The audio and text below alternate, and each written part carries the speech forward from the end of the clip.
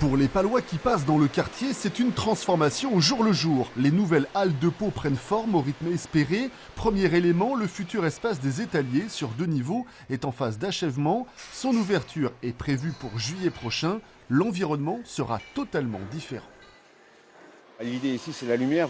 Je pense que c'est pas la peine, ça se voit. Je pense que par rapport au volume initial, on est passé d'un lieu très sombre à quelque chose de très lumineux. Les étaliers ont fait une visite il y a 15 jours pour investir un peu le lieu et visualiser leur futur lieu de travail. Et ils ont tous été séduits par la luminosité du bâtiment.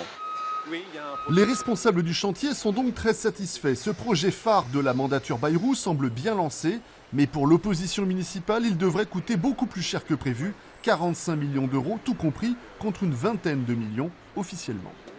Le maire a souhaité un projet clinquant, surdimensionné, et donc il a fallu notamment renforcer les sous-bassements.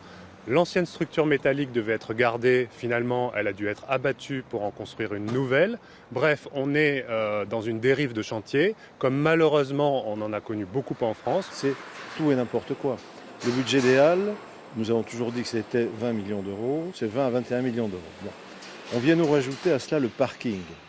Parking qui était sous alerte de la préfecture depuis 15 années. Jamais rien n'y a été fait. Le parking, c'est 6,9 millions, mais le parking, halle ou pas halle, il fallait le refaire. Tout ceci n'a pas de sens. Les travaux, eux, sont loin d'être totalement achevés. La tour sera réhabilitée, le carreau des producteurs recréé. L'ensemble du chantier devrait s'achever au second semestre 2019. On connaîtra alors le coût réel des nouvelles halles.